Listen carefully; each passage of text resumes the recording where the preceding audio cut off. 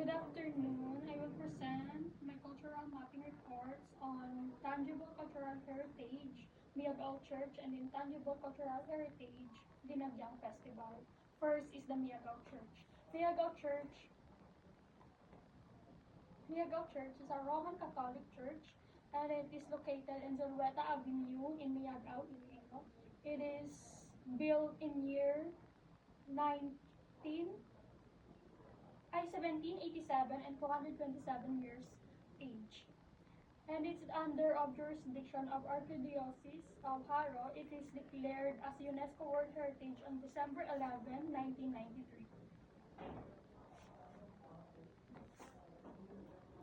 Next. It is built, the Miagao Church built between 1787 to 97.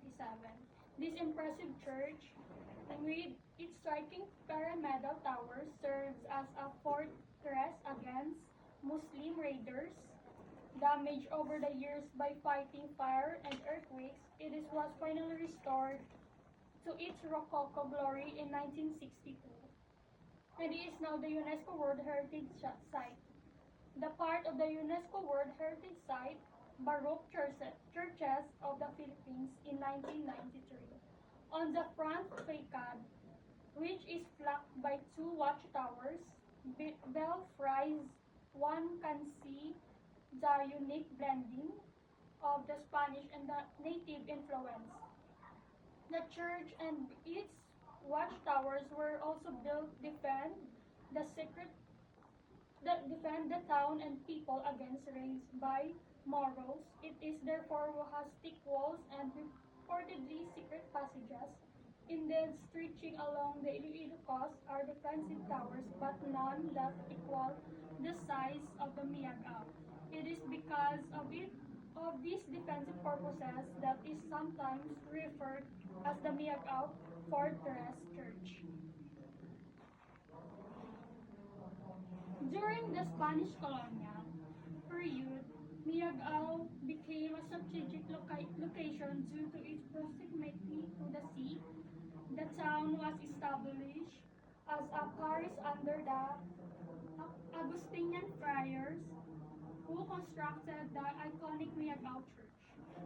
The church is known for its intricate Baroque architecture, playing a significant role in the spiritual and cultural of the community.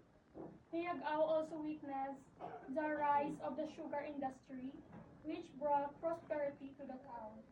The sugar plantations and mills created economic opportunities of local population. During World War II, Miagao was affected by the Japanese occupation. The town suffered damage and loss, but the resilience of its people helped them recover and rebuild. In recent years, Miagao has experienced growth and development, with tourism becoming a major industry. The town's historical and cultural attractions, including Miagao Church and the nearby beaches, have attracted visitors from both domestic and international destinations.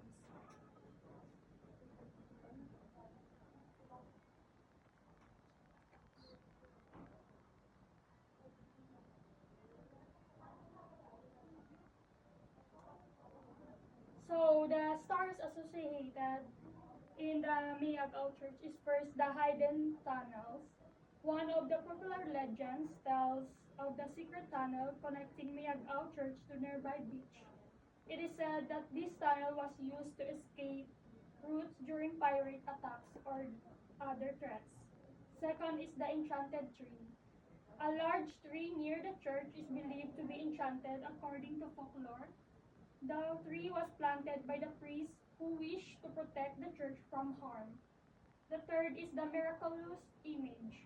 A religious image housed within the church is said to miraculous powers. Devotees often pray to the image for blessings, healing, and protection. There are many stories, answered prayers, and unexplained operations associated with the image. The third one is the ghostly bride. Some locals believe that the spirit of a young bride who was tragically killed on her wedding day haunts the church. It is said that the hair ghost can be seen wandering the aisles searching for his lost love. The fourth is the devil's footprints. There is a legend of a large footprint in the stone floor of the church that was said to be the devil's. It is believed that the devils tried to enter the church but was repelled by the power of faith and holy water. So next is the significance. Migagaw Church, formerly known as Church of Saint Tomas of Villanova, is prominent Roman Catholic parish church located in Miagao, Iloilo, Philippines. It is renowned for its intricate Baroque architecture and sculpture relief carvings showcasing a unique blend of European, Chinese, and Filipino influences. As a place of worship, Miagao Church has played significant role in the spiritual lives of the local community for centuries. It serves as a symbol of faith, tradition, and cultural identity.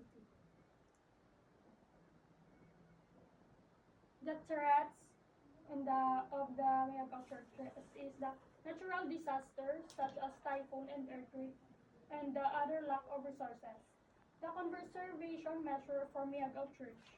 Structural monitoring, regular inspections, and monitoring of the church integrity are conducted to identify the potential problems. Disaster preparedness. Emergency plans and disaster mitigation measures have been developed to protect the church from natural disasters like earthquake, typhoon, and floods. Urban planning. Zoning regulation and sustainable development practices are enforced to minimize the impact of urbanization on the church. Conservation funding. Adequate funding and resources have been secured through government support, private donation, and international partnership to support long-term preservation efforts. The list of the significant tangible movable. The church, the religious artifact, altar pieces, retablos, or altar screen statues of saints, sacred vessels, religious painting and prints, vestment, and liturgical objects.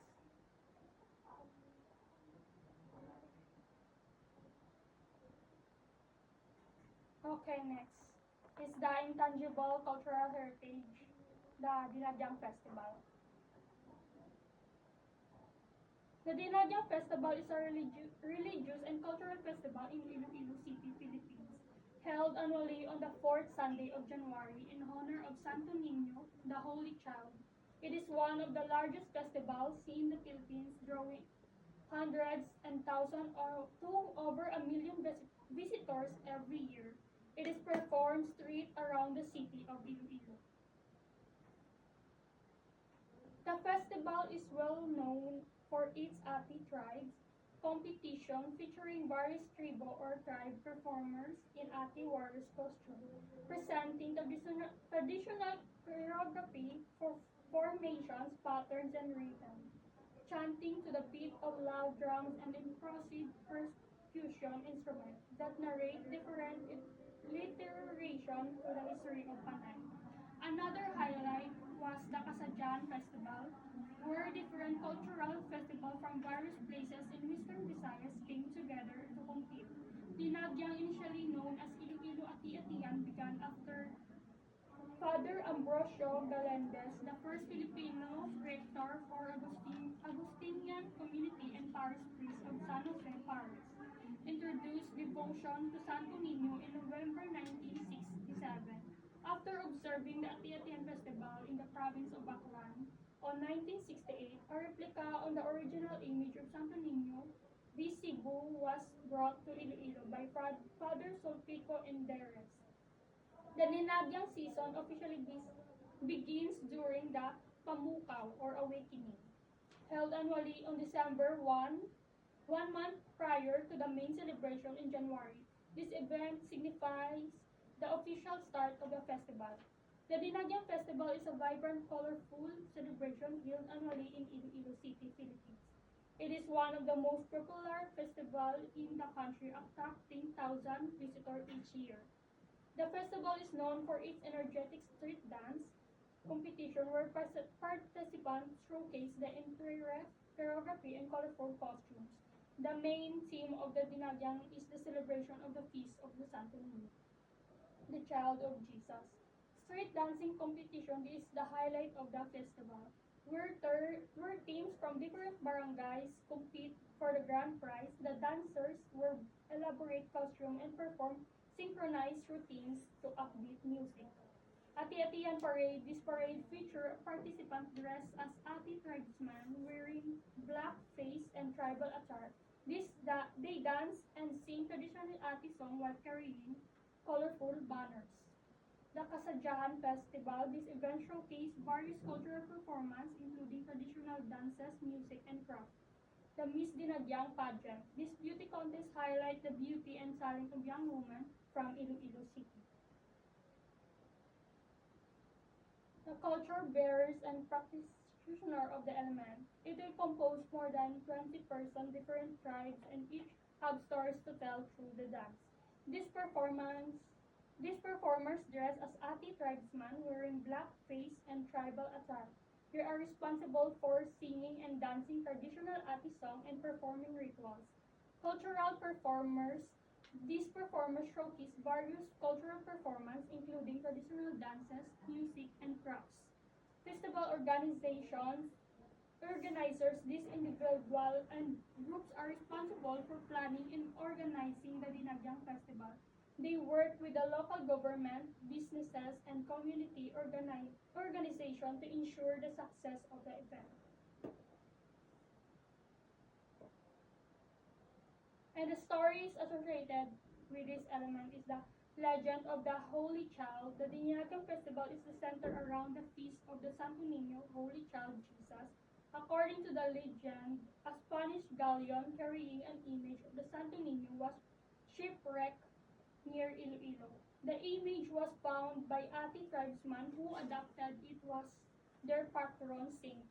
The story of the Ati tribe, the Dinagyang Festival celebrates the Ati people who were the original inhabitants of the Visayas region. The Ati were displaced by the Spaniard by they managed to preserve and the cultural and traditions. The Dinagyang Festival is a way honoring their heritage and resilience. The miracle of the healing waters. There is a story about a woman who was cured of a serious illness after bathing in the waters of the Iloilo River during the Dinagyang Festival. This miracle is believed to have occurred as a result of blessing of the Santo Niño. The love story of the Ati and Ara. A popular folk tale tells the story of Ati and Ara, a young Ate woman who fell in love with a Spanish soldier. Their love story is a symbol of the cultural exchange that took place between the Ati people and the Spaniards.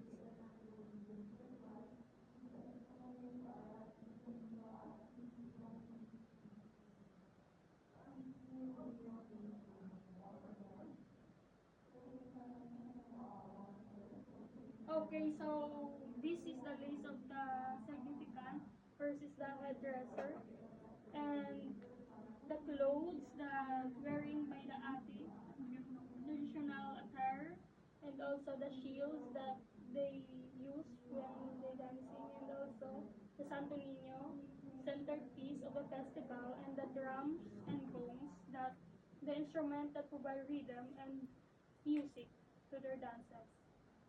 And the flora and fauna is the flowers that they use in the Santo Niño. Arrangements are used to decorate festivals, ground stages, and floats, and also the floats itself. The ornate floats carrying the Santo Niño dancers are highlight of the parade.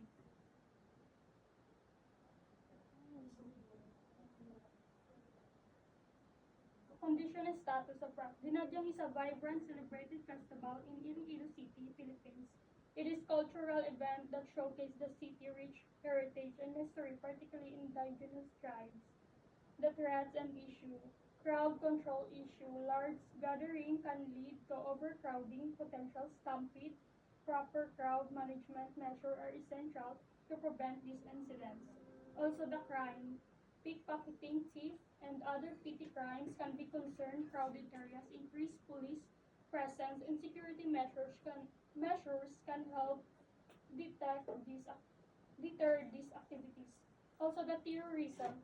While there has been no specific threat to the Dinagyang Festival, it is important to remain vigilant and have security measures in place address potential threats. Also, the measure and restriction and the references. Last one. For the documentation. Yeah. Thank you for listening.